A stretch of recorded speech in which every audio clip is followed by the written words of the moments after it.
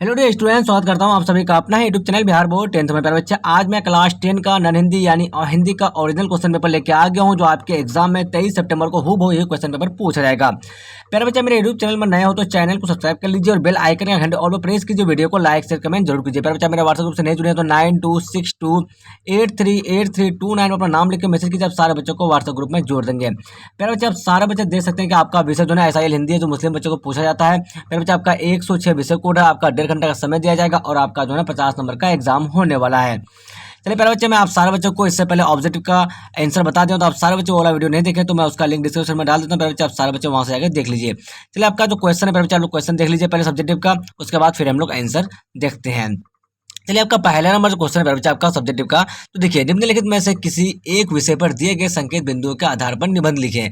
आपको वर्षा में लिखने बोल रहा है, वर्षा ऋतु में, तो वर्षा ऋतु में भूमिका हो गया आपका वर्षा ऋतु का वर्णन, वर्षा ऋतु का वर्णन। उसके बाद देखिए, अल्प दृष्टि एवं अति दृष्टि का कुप्रभाव, उसका उपसंहार। उसके बाद आपका ख में क्या पूछा, पुस्तकालय बारे में पूछा, तो आपको पुस्तकालय में आप लोग लिख सकते हैं।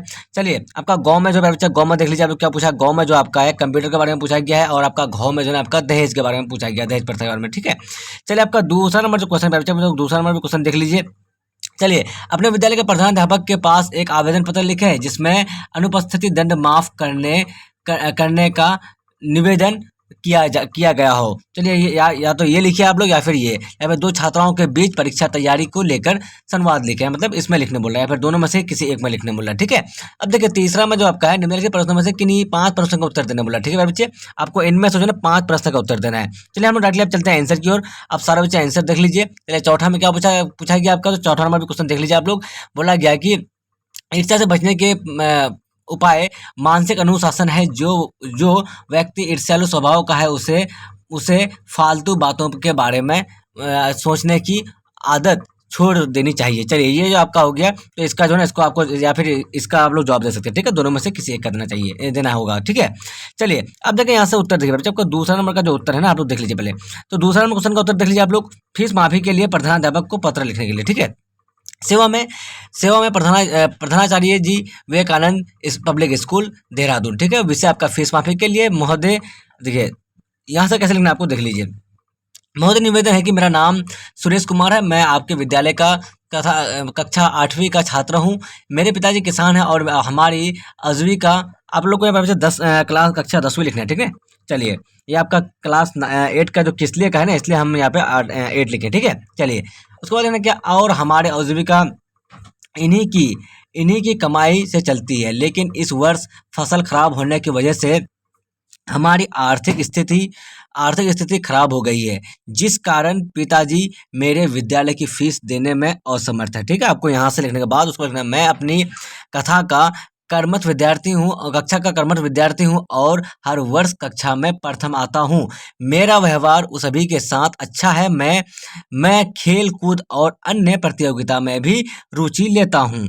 चलिए, अब उसके बाद क्या बोल रहा है प्यारे बच्चे, यहाँ पे देखिए कि अतः मेरे परिवार की आर्थिक स्थिति को देखते हुए आपसे निवेदन है कि मेरी इस वर्ष की फीस माफ करने में कृपा की जाए, कृपा करें, इसलिए मैं आपका सदा आभारी बना रहूंगा। उसके बाद देखिए, आपका आज्ञाकारी विषय छात्र सुरेश कुमार को जो ही लिखना है बच्चे को दिनांक उनांक लिख देना है। ठीक है, उसके बाद देखिए, तीसरा का पहला का उत्तर देख लीजिए। देखिए, यहाँ क्या होता है, हिंग को कपूर के साथ रखने पर सुगंधित नहीं होता, क्योंकि दोनों के अपने अलग अलग सुगंध है, जो कि एक दूसरे के साथ मिलता नहीं है। उसके बाद बोल रहा है, मिलता नहीं है।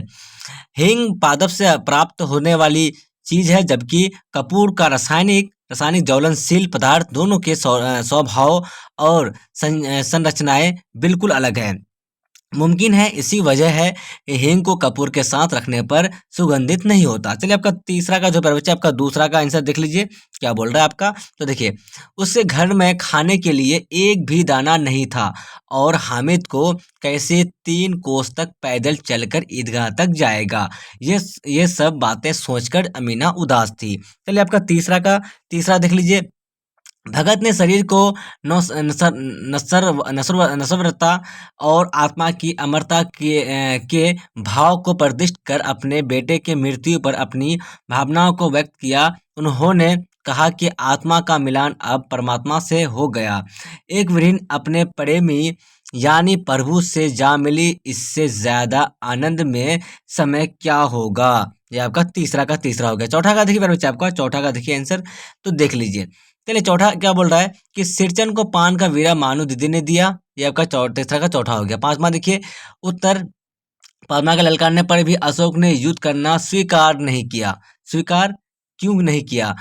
उत्तर देखिए, पद्मा स्त्रियों स्त्रियों को सेना लेकर युद्ध के लिए ललकार रही थी, लेकिन अशोक ने युद्ध स्वीकार नहीं किया क्योंकि अशोक स्त्रियों पर हाथ उठाना पाप मानते थे। स्त्रियों के साथ पुरुष का युद्ध करना शास्त्र में अनुचित कहा गया है। ठीक है मेरे बच्चे। अब चौथा का देखिए, चौथा का उत्तर क्या है? तो देखिए, जो व्यक्ति ईर्ष्यालु स्वभाव का है उसे फालतू बातों के बारे में सोचने की आदतें छोड़ देनी चाहिए। उसे यह भी पता लगना चाहिए कि जिस अभाव के कारण वह ईर्ष्यालु बन गया है उसकी उसकी पूर्ति का रचनात्मक तरीका क्या है। जिस दिन उसके भीतर यह जिज्ञासा आएगी उस दिन से वह ईर्ष्या करना कम कर देगा।